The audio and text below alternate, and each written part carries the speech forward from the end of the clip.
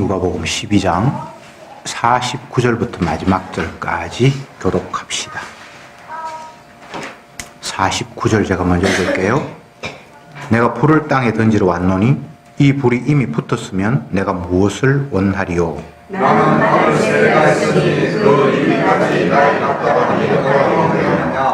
내가 세상에 화평을 주러 온 줄로 아느냐? 내가 너희에게 이르노니 아니라 도리어 분쟁케 하려 함이로라.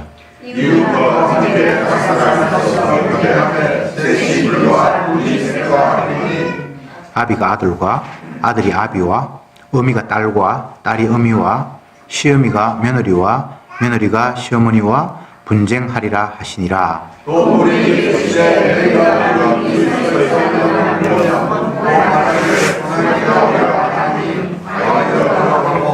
남풍이 불물 보면 말하기를 심히 더우리라 하나니 과연 그러하니라.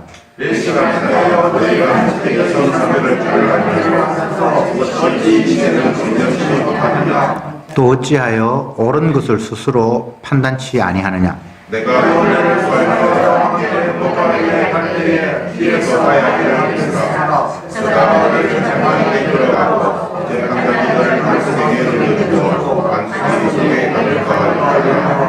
네게 이르노니 홀이라도 남김이 없이 갚지 아니하여서는 결단코 저기서 나오지 못하리라 하시니라.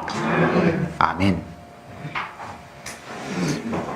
예수님이 이 땅에 오신 목적을 성경은 여러 양식으로 설명해 놓았습니다. 오늘 본문에서는 내가 불을 땅에 던지러 왔다 이렇게 말씀하십니다. 이건 유대인들의 메시아관, 그들이 하나님의 아들이 이스라엘에 오실 것이라고 고대하고 기다렸던 생각과는 상당한 차이가 있죠. 그들은 예수님이 오시면 고생 끝 행복이 시작될 것이다 라는 기대를 했기에 메시아를 기다렸겠죠. 오늘 본문의 말씀처럼 예수님께서 불화하고 분쟁을 하기 위해서, 불을 던지기 위해서 오실 분이라고 기대했다면 메시아를 기다리지 않았을 거예요. 바꿔 이야기하면 우리가 내일을 기대하고 우리 자녀가 빨리 성장하기를 기대할 때에 그 기대 속에는 지금보다 더 괜찮은 미래가 있을 것이다 라고 생각하기 때문에 내일에 대한 기대가 있고 자녀가 빨리 성장했으면 좋겠다라는 생각이 있는데, 반대로 내일이 되면 문제가 심각하게 생길 것이고 놀라운 사태가 벌어질 거라고 예상한다면 내일에 대한 기대 않겠죠. 이 이야기는 인간들의 기대와 희망 자체가 얼마나 부질없고 터무니없는 것인가를 주님이 말씀하시는 겁니다. 불을 땅에 던지러 왔다. 분쟁케 하기 위해서 내가 이 땅에 왔다. 이건 뭐 깡패도 아니고 불량배도 아니고 뭐 이런 메시아가 다 있냐라고 생각할 만큼 예수님은 유대인이 기대하는 그런 메시아와는 정반대의 모습으로 이 땅에 오셨고 실제적으로 활동을 하셨습니다. 오늘날 예수 믿는다고 하는 수많은 사람들이 이 말씀을 보면서 어떤 생각을 할까? 우리가 예수님에게 기도하고 예배 드리고 성경 말씀을 보고 또 복음을 전한다고 하고 이 모든 일들을 행함에 있어서 주님은 심판하시는 분이고 분쟁케 하시는 분이라는 사실을 과연 전하고 있는가? 아니잖아요. 좋은 예수님, 기도하면 응답해 주시고 지금은 우리 가정에 문제가 많지만 주님 앞에 모든 것을 맡기면 문제가 해결해 주시고 이런 주님을 믿잖아요. 그러니까 이런 주님을 믿는 것은 성경에 나타난 진짜 하나님의 아들이 아닌 거죠. 내 상상 속에 지어낸 하나님인 거죠. 그래서 그 믿음은 우상 숭배로 심판받을 수밖에 없는 그런 결론으로 떨어지는 거죠. 내가 불을 땅에 던지러 왔다. 그러시면 사실 말씀이 내가 받을 세례, 이게 역시 불세례인데 내가 받을 세례를 언급하시면서 분쟁 이야기하고 뒷부분에는 재판장 이야기까지 말씀을 이어갑니다. 두 단락으로 오늘 본문이 나눠져 있는데 앞부분에는 불을 던지러 왔다. 그래서 내가 세례를 받아야 된다. 이렇게 말씀을 하셨고 뒷부분에는 너희들이 하늘을 쳐다보면서 기상을 분별할 줄은 알고 예측할 줄은 알면서 이 시대가 어떻게 돌아가는지에 대해서는 전혀 무감각하다 라고 말씀하시면서 마지막 심판주가 너희들을 평가하고 심판할 것이다 이런 이야기를 연결해서 하셨습니다. 앞부분 이야기부터 좀 생각해 봅시다. 내가 불을 땅에 던지러 왔다. 분쟁케 하기 위해서 내가 온다. 내가 일하면 너희들의 가족, 아버지와 아들이 다툼이 일어날 것이고 딸과 엄마가 다툼이 일어날 것이고 시어머니와 며느리가 싸우는 일이 벌어질 것이다. 이렇게 이야기했어요. 교회가 가정화목 세미나 하면서 성경 구절 펴놓고 가정의 행복을 비는데 이 본문이 오늘 적당할 것 같아요. 아비와 아들 다투고 며느리가 시어머니가 분쟁하기 위해서 예수님이 왔다. 이 말은 뭐 우리 가정을 화평케 하거나 싸우려고 주님께서 분위기를 돋운다라는 차원이 아니라 혈연 중심으로 살아가는 인간을 고발하시는 거예요. 우리는 이유야를 막론하고 가족이고 아들이고 엄마고 아빠면 그냥 한편이에요. 요즘 뭐 대한항공의 그 오너 딸내미가 문제를 일으켜가지고 온 신문에 난리가 나는데 남들은 다 비난해도 자기 가족들은 비난할 수가 없어요. 아이고 사람들이 참 못됐다. 가진 거 없으면 저렇게 가진 사람을 배 아파해야 되나? 뭐 이런 생각을 할 거예요. 안 하는지 하는지 확실히 모르겠습니다만 제가 말씀드리는 것은 인간은 이유야를 막론하고 가족, 혈연은 엉겨 있어서 미워하고 다툰다 할지라도 혈연 아닌 사람과는 비교할 수 없을 만큼 밀착되어 있어요. 이게 문제라고 주님은 고발하고 있는 거예요. 그거 주님께서 잘라버리겠다는 거예요. 세상이 혈연 중심으로 되어 있는 게 아니에요. 주님이 어머니를 통해서 나를 낳게 했는 건 사실이지만 그렇다고 해서 그 엄마와 아들이 하나가 되는 게 아니에요. 가인과 아벨이 한 엄마 밑에서 태어났지만 주님께서 정반대의 삶을 살게 하신다면 그건 우리가 어찌할 수가 없는 거예요. 에서와 야곱이 한날 한시에 쌍둥이로 태어났지만 주님이 그의 갈 길을 나누신다면 혈연이 엄마가 아버지가 어찌할 수 없는 거예요.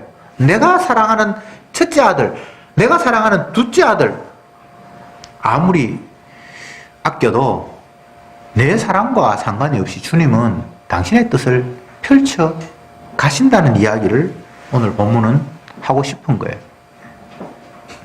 공연히 주님께서 아버지와 아들이, 엄마와 딸이, 시어머니와 며느리가 분쟁하게 하리라 말씀하신 것이 아닙니다. 그럼 예수 믿는 가정은 다 분쟁이 일어나야 됩니까? 그런 이야기 아닙니다. 너희들 혈연 중심이지. 그거 내가 용납하지 않아. 절대 내가 용납하지 않을 거야 라고 지금 주님이 던지시는 말씀입니다. 그러면 뭐 혈연 중심이 아니면 뭐 어떻게 돼야 되는데요? 남들처럼 그러면 가족하고 똑같이 대해야 된다는 말입니까? 그런 이야기가 아니라 혈연 중심이 아닌 십자가 중심으로 세상은 만들어졌다고 주님이 말씀하시고 싶은 거예요. 언약 중심으로 내가 세상을 만들었다고 주님은 말씀하시고 싶은 거예요. 그게 사실이라는 거예요.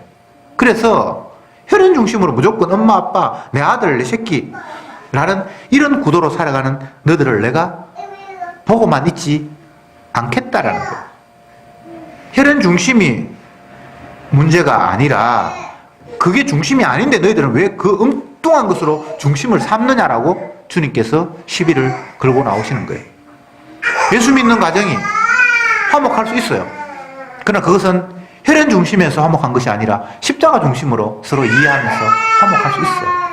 그러나 피를 나눴다는 이유로 화목한 것은 내가 결코 용납하지 않겠다라고 주님이 선언을 하시는 거예요. 혈연 중심이다. 또 다른 말로 하면 있음을 중심으로 살아가는 거예요. 있다라는 걸 중심으로. 다른 말로 소유를 중심으로 살아가는 거예요. 우리는 다 그렇습니다. 있는 거 챙기고 그거 내 거라고 울타리를 치고 그렇게 살아가잖아요. 조직 사회에서 법이 만들어진 이유가 개인의 소유를 지키고 보장하려고 법이 만들어졌어요. 여러분 뭐 학교 다니면서 그런 거 다 배웠잖아요.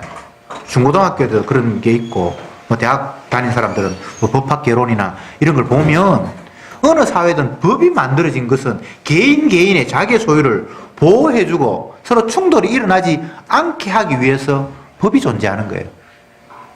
이걸 바꿔 이야기하면 있음 중심, 소유 중심으로 살아가는 인간을 옹호하는 거죠. 그거 당연하지. 그래, 요까지는 네 거야. 요까지는 내 거야. 옛날 그 서부 영화를 보면 영국에서 종교의 자유를 찾아서 아메리카로 배를 타고 넘어갔는데 그게 보니까 너무나 넓은 땅이 주인 없이 막 초목이 자라있고 그렇잖아요. 그럴 때 말을 타고 막 달리면서 말뚝 탁 꽂고 또 저리 막 달리면서 말뚝 탁 꽂고 그래서 금을 끄면서 요거는 내 땅이다라고 마치 개가 오줌을 싸면서 자기 영역 표시하듯이 그런 장면을 여러분들이 영화에서 봤을 거예요. 그때는 무주공산이라 누구도 주인이 없었기 때문에 기대 꼽는 사람이 자기의 소유가 되었던 그런 시절이 있었잖아요. 지금은 마음대로 기대를 꽂을 수 없어서 이미 다 누가 가지고 있어요.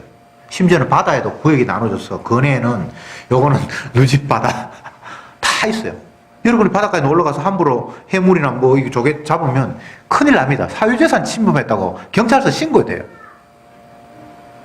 바다도 하늘도 연공이 있어요. 어젠가 뭐 소련 전투기가 우리나라 구역 안을 침범했다고 지금 난리를 치는데 다 자기 소유가 있어요. 하늘이 무슨 소유가 있노? 바다가 뭐 무슨 소유가 있노? 하는데 아니에요. 다 있어요. 금을 어떻게 끄는지 모르겠지만 그거 다 있어요. 방법이 있어요. 영공도 있고 영해도 있고 땅만 주인이 있는 게 아닙니다. 이게 뭘 의미하는 거예요? 인간은 소유로 산다는 거예요. 내 거 더 넓히기 위해서 계속해서 살아가는 거예요.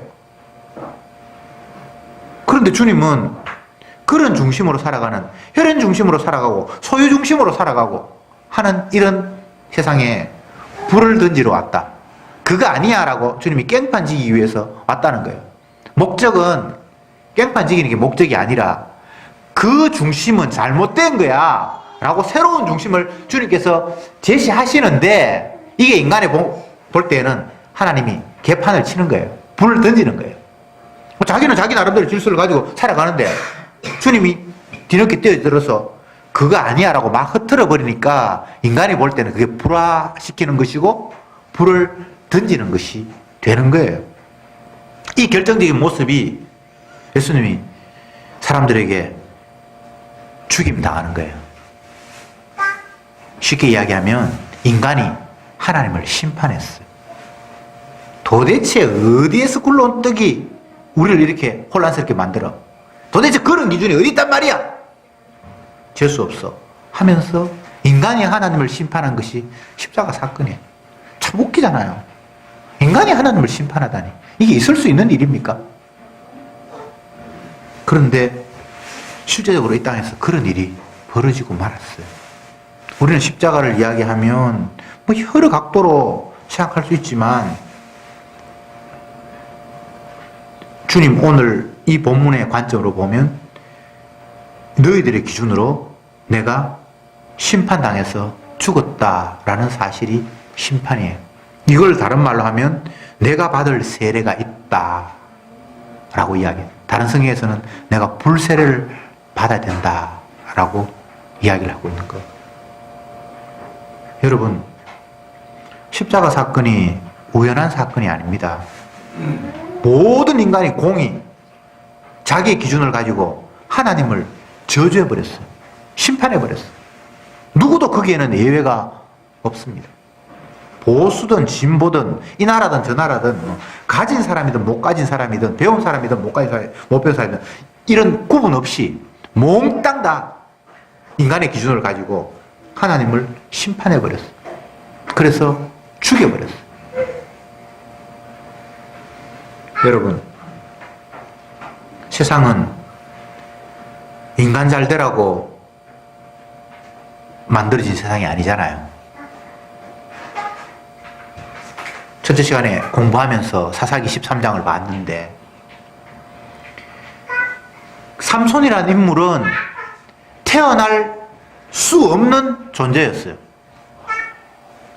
엄마가 임신을 못하니까 아기를 임신하지 못하는데 어떻게 아이가 태어날 수 있습니까?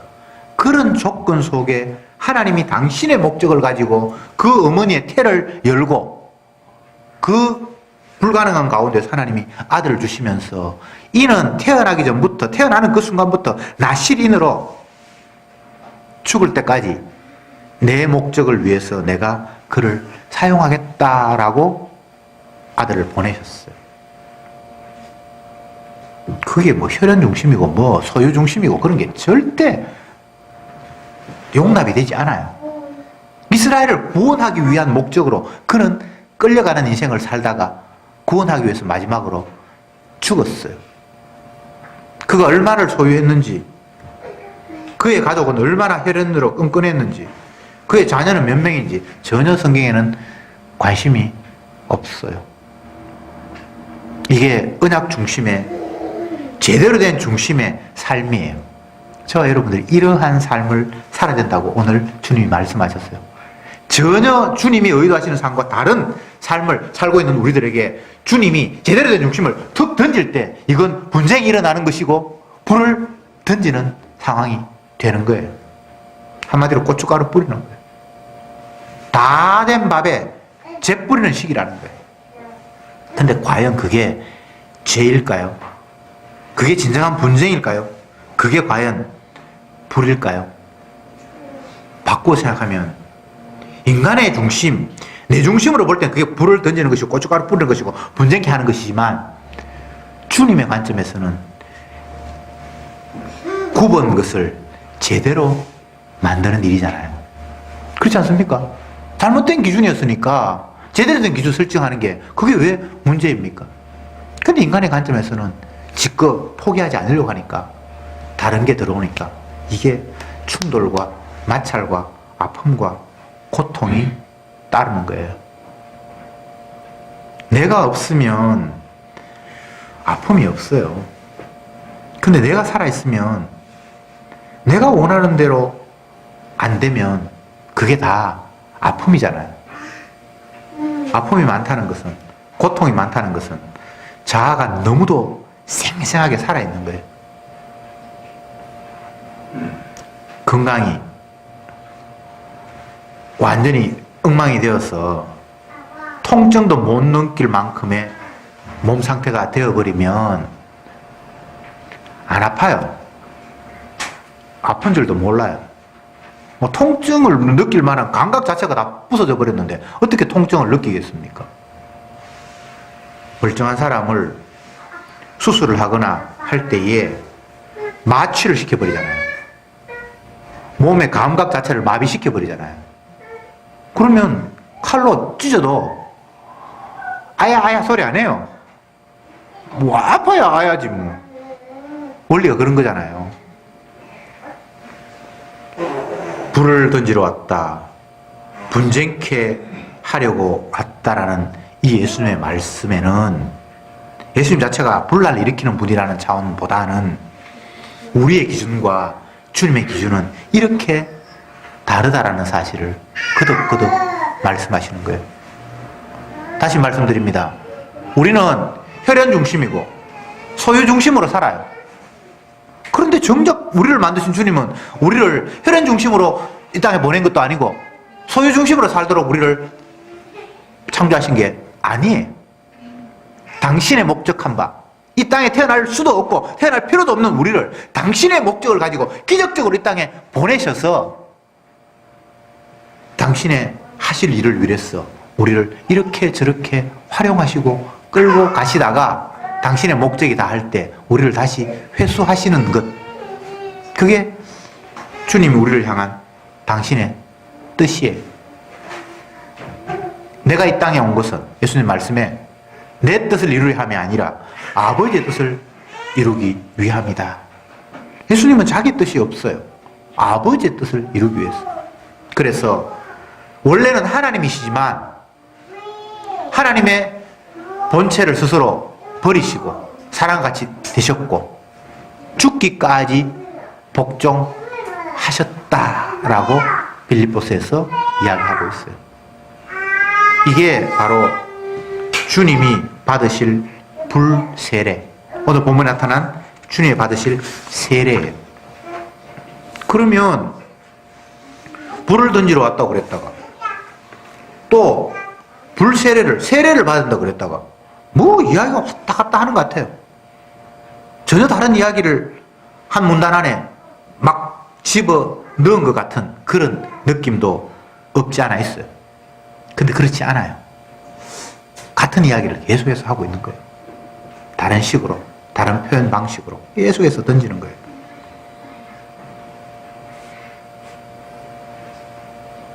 불 붙으면 당연히 우리는 불을 끄야죠. 불에 내가 다칠 수 있으니까. 그런데 사실 주님께서 붙이는 불은 우리가 끌 수 있는 게 아니에요. 그럼 어떻게 해야 되는데요? 홀랑 다 타야 돼요. 주님이 불 붙이시면 우리는 다 소멸돼 버려야 돼요. 내 혈연 중심의 생각을 주님께서 불을 던지셨다면 그 생각 자체가 다 날아가 버려야 돼요. 더 이상 내 아들, 네 아들, 내 남편, 네 남편이 아니라 복음을 위해서 둔 자예요. 사무엘이라는 선지자가 사사 끝나고 이제 왕시대가 시작되기 그 중간에 태어났어요. 어쩌면 마지막 사사일지도 몰라요. 신학자들은 그렇게 이야기를 하는데 그 역시 태어날 수 없는 아들이었어요. 그 엄마 한나가 임신을 못하잖아요.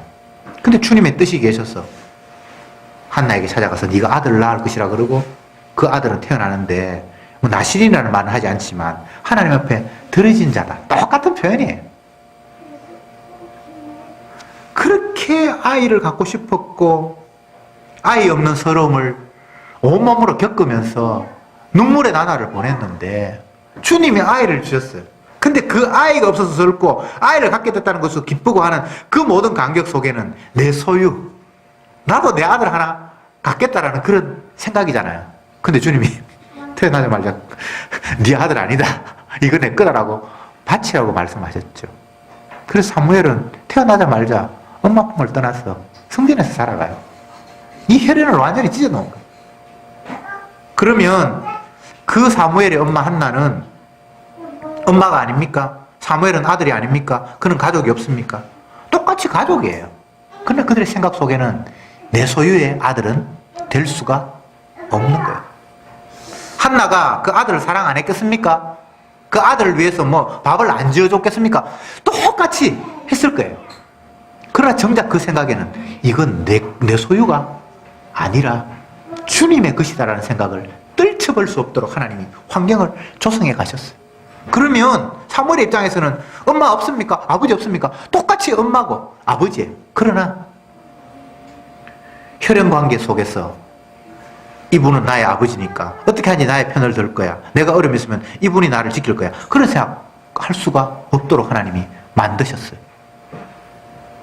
지금 본문이 가정 해체라든지 자녀 사랑하지 말라든지 엄마한테 효도하지 말라든지 뭐 이런 이야기를 지금 여기에 하고 있는 게 아니에요. 그 엄마가, 그 자녀가, 그 누구가 내 소유와 나의 편리와 나를 지켜주는 방패가 아니라 주님의 영광을 위해서 내 옆에 두신 그 구도라는 것을 잊지 말라는 거예요. 소유 중심으로 살아가는 우리들에게 소유 중심이 아니라 언약 중심이다라는 사실을 우리에게 던지실 때에 때로는 우리 소유에 손실이 일어나기도 하고 확 태워지는, 주님께서 불을 지폈으니까 다 타는 그런 일이 있을 수 있지만 또 반대로 내 소유가 더욱더 증가할 수도 있어요. 그러나 증가했다 줄어들었다는 것에 관심을 두는 것 자체가 소유 중심의 생각이에요. 성경에 나타난 수많은 선지자들, 사도들, 또 족장들 보면 부자들도 있고 가난한 자들도 있고 다양하게 있어요. 아브라함 같은 사람은 부자예요. 집에 일하는 종이 318명이니까 318명 정도 종을 거느리면 재산이 어느 정도 됐겠어요? 경주에 가면 옛날 최부자가 살았던 그 집도 아직 놔두고 그렇게 뭐 선한 거, 여러분 혹시 가본지 모르겠는데 그 후손인 어떤 사람이, 후손이 아니다, 영남대학교 경제학 교수가 그들의 그 경제관에 대해서 이제 책을 쓴 걸 제가 읽어봤는데, 그게 뭐 어쨌든 오늘날 선진 경제를 운영했던 그 최부자의 지혜라고 하면서 선전하려고 그렇게 썼는지 뭐 다른 목적이 있었는지 모르겠는데, 그게 이런 게 있어요. 그 당시에 최씨 가문의 부자들은 경주 땅에 일대에 어마어마한 땅을 차지를 했는데, 동서남북 십리면 4km입니다. 그 너머의 땅은 갖지 않았다고 해요. 그 이유가 뭔가 하면 십리는 하루에 걸을 수 있는 거리예요. 그 정도 일하고 집에 돌아와서 휴식할 수 있도록. 그 이상은 자기가 갖지 않았다고 그게 써놔서, 그걸 가지고 뭐 노블리스 오블리주니 뭐 조금 여러 가지가 있는데, 어쨌든 옛날에 잘 살았던 사람들은 동서남북 하루 종일 걸어갈 만큼, 그 이상은 이제 욕심이니까 그만큼 갖는다는 것도 어마어마한 거잖아요. 종이 몇 명 된지 모르겠는데 아브라함은 어쨌든 성경에 보면 가병 318명을 데리고 전쟁에 나갔다고 하니까 318명이 전쟁에 나갈 만한 사람만이 318명이에요. 여자, 노인 빼고. 그러면 그 집에 하인이 몇 명 됐겠어요? 그 정도로 부자였어요. 그런데 아브라함은 자기 소유가 없다고 해요. 나는 나그네고 행인이고 아무것도 나는 가진 것이 없다고 해요. 그게 바로 주님께서 말씀하시는 소유 중심이 아닌 언약 중심의 삶을 사는 거예요. 성경이 이야기할 때에 소유 중심이 되면 안 된다, 혈연 중심이 되면 안 된다, 그건 하나님이 원하는 게 아니라고 했을 때 가족이 붕괴되고 재산을 다 팔아라는 식으로 자꾸 엉뚱하게 적용한 사람이 있어요. 그래, 지한테 갖다 바치라고, 교회 갖다 바치라고. 그럼 지주머니 챙기고. 미친놈이에요. 우리는 소유가 많아질 수도 있고 우리 가족이 화목할 수도 있어요. 그러나 그것 중심이 아니라는 사실을 말씀을 통해서 확인해야 돼요. 세상은 예수님이 자기 영광을 위해서 모든 것들을 다 만들었어요.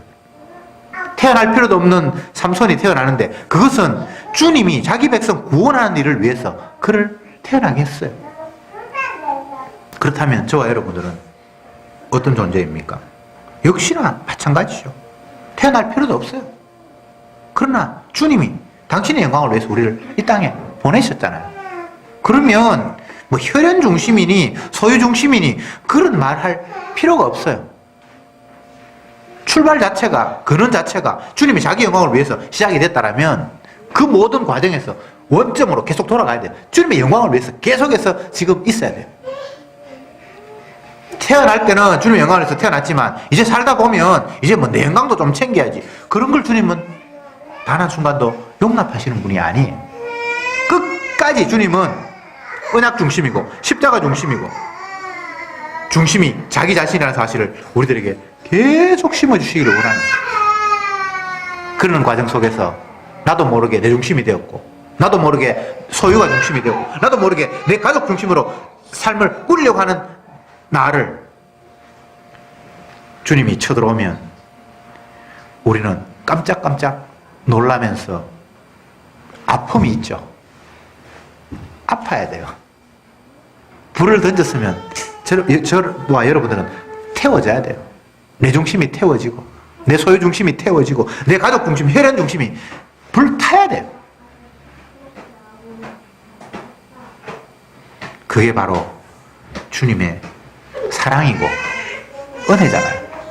잘못된 길로 가는데 앞에 막아서는 사람이 없다면 우리는 계속 엉터리 없는 길로, 멸망의 길로 계속 갈 수밖에 없겠죠.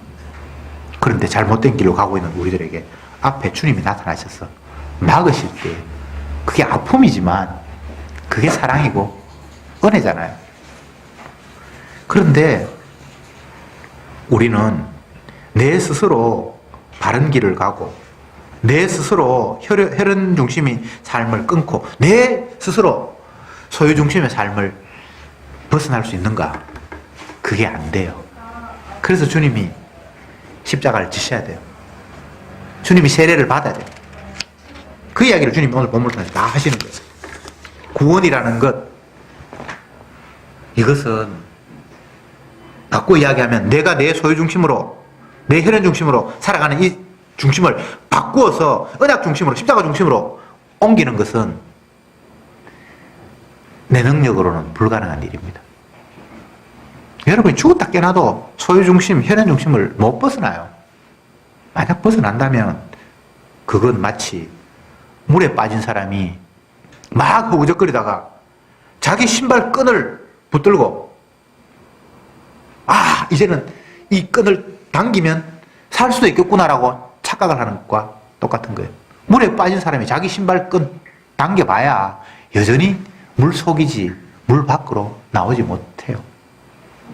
인간의 행위라는 게 물에 빠진 사람이 자기 운동화 끈 잡는 거하고 똑같아요. 여러분 아무리 설쳐보세요. 혈연 중심을 벗어날 수 있는가? 아무리 몸부림쳐보세요. 소유 중심의 삶을 탈피할 수 있는가? 안 돼요. 그래서 물 바깥에 있는 주님이 물 속에 빠진 우리를 찾아와서 건져주실 때만 우리의 그 잘못된 중심에서 벗어날 수 있는데 그것을 예수님이 세례를 받음으로 여기서 세례는 예수님이 십자가에 죽으심으로 가능하게 된다는 이야기를 오늘 본문을 통해서 우리에게 들려주고 있는 거예요. 이거 우리 보고 하라는 이야기 아닙니다. 성경에는 우리에게 하라고 요구한 적이 없어요. 안 된다는 이야기를 하고 있어요. 너희들은 혈연 중심이라는 거예요. 소유 중심이라는 거예요. 근데 결과적으로는 그 중심으로는 아무것도 안 된다는 거예요. 그래서 예수님이 새로운 중심을 우리들에게 심어주시는데 그것은 예수님이 십자가에 죽으심으로 새로운 중심을 우리에게 펼치시겠다는 거예요.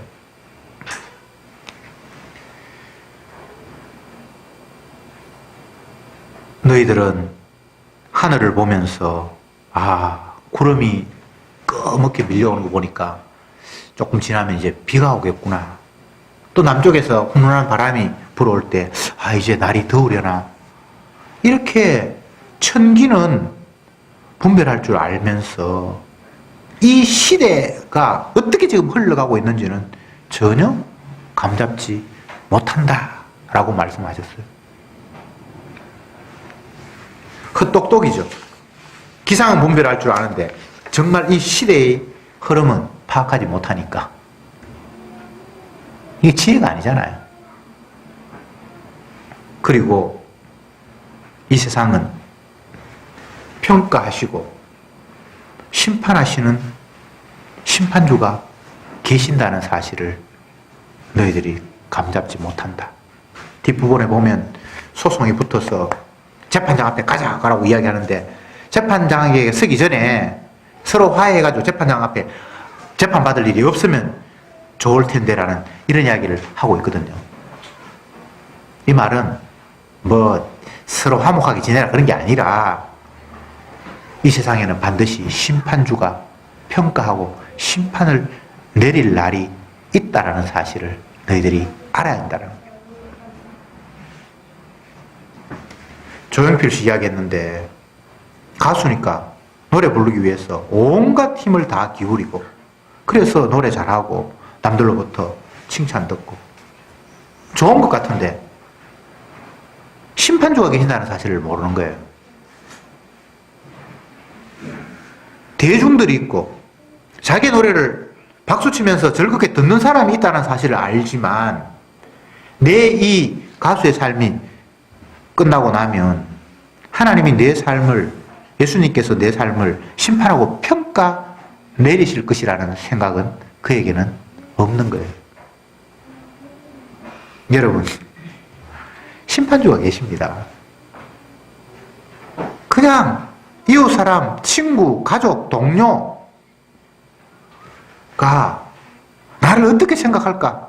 늘 우리는 거기에만 관심을 기울이면서 욕 하나 더 묻고 칭찬 듣고 그렇게 살기를 원하잖아요.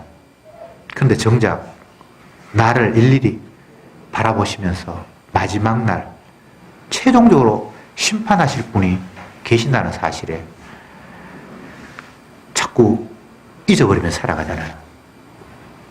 사람들 평가 신경 쓸 거 없어요. 그 사람이 나 심판하는 거 아니에요. 아버지가 나 심판하는 게 아니고 남편이 나 심판하는 게 아니고 이웃이 나를 심판하는 게 아니에요. 심판주가 계세요. 무엇을 기준으로 심판하는가? 내가 흘린 보혈의 피를 너는 어떻게 생각하느냐? 이게 심판의 기준이에요. 하나님의 아들 예수 그리스도의 피가 우리를 모든 죄에서 깨끗게 하는 능력이 있는데 과연 너는 예수님의 그 십자가의 피를 너 죄를 깨끗게 하는 능력의 피로 믿는가라고 묻고 있는 거예요. 주님의 심판 앞에 행동 잘했습니다. 나는 훌륭합니다라고 평가 들을 수 있는 사람은 아무도 없어요. 그래서 주님은 그런 식으로 평가하지 않아요. 네 행동 잘했나? 너 재산 얼마나 벌었니? 이웃에게 칭찬 들었니? 교회 안 빠지고 잘 나왔니? 성경을 몇 독 했니? 전도 1년에 몇 명 했니? 평생 살면서 네가 이웃을 위해서 얼마나 희생했니? 그런 걸로 주님이 평가하지 않아요. 그런 걸로 평가했다면 단 한 명도 성공할 사람이 없어요. 율법의 행위로 주님 앞에 의롭다 할 육체가 없나니. 그래서 주님은 율법 외에 다른 것으로 우리에게 평가를 하시는 거예요. 그 평가가 뭡니까? 십자가의 피로 평가를 하는 거예요. 네가 그 피를 받아들였냐? 네가 그 피를 믿냐? 피로 네가 덮음을 받았냐라고 묻는 거예요. 그 평가 앞에 피가 여러분을 깨끗게 하는 그런 은혜가 있기를 바랍니다. 기도합시다. 너희가 천지는 분별할 줄 알면서 어찌 이 시대는 분별치 못하느냐 말씀하신 주님, 이 어리석은 종들을 용서해 주시옵시고 눈에 드러나는 피부로 느끼는 환경만 바라보는 것이 아니라 언약으로 세상을 바라볼 수 있는 지혜와 눈을 저들에게 허락해 주시옵소서. 우리를 심판하시는 주님이 계신다는 사실을 깨달으며 살아가게 하옵소서. 그래서 순간순간 주님의 영광을 위해서 지원받은 저들이 온통 주님의 그 보혈의 사랑을 감사하며 찬송하며 기뻐하며 살아가는 저들이 되게 해 주옵소서. 예수님의 이름으로 기도드리옵나이다. 아멘.